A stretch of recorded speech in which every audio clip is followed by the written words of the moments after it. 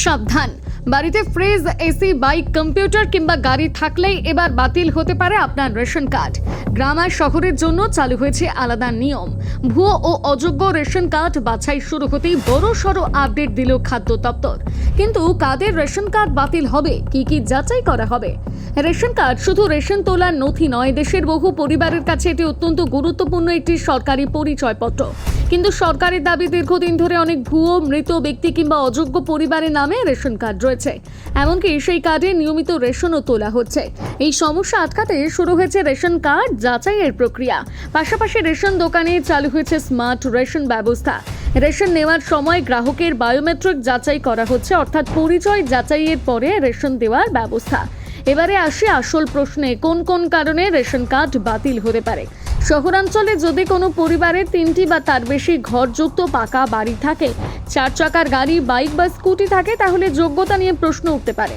এছাড়াও বাড়িতে AC, ইন্টারনেটযুক্ত computer বা ল্যাপটপ, ফ্রিজ, ল্যান্ডলাইন, ফোন কিংবা ওয়াশিং মেশিন থাকলেও যাচাইয়ের আওতায় পড়তে পারে পরিবারটি। এর পাশাপাশি পরিবারের কেউ ইনকাম ট্যাক্স বা প্রফেশনাল ট্যাক্স দিলে কিংবা রাজ্য বা কেন্দ্রীয় সরকারের কর্মচারী হলেও রেশন কার্ডের যোগ্যতা হারানোর কথা বলা হয়েছে। তবে গ্রামাঞ্চলে রয়েছে আলাদা কিছু শর্ত। ট্রাক্টর, কৃষিকাজের নির্দিষ্ট যন্ত্র বা গাড়ি, 2 হুইলার, 3 হুইলার বা 4 হুইলার কিংবা মাছ ধরার বোট থাকলে কার্ড বাতিল হতে পারে।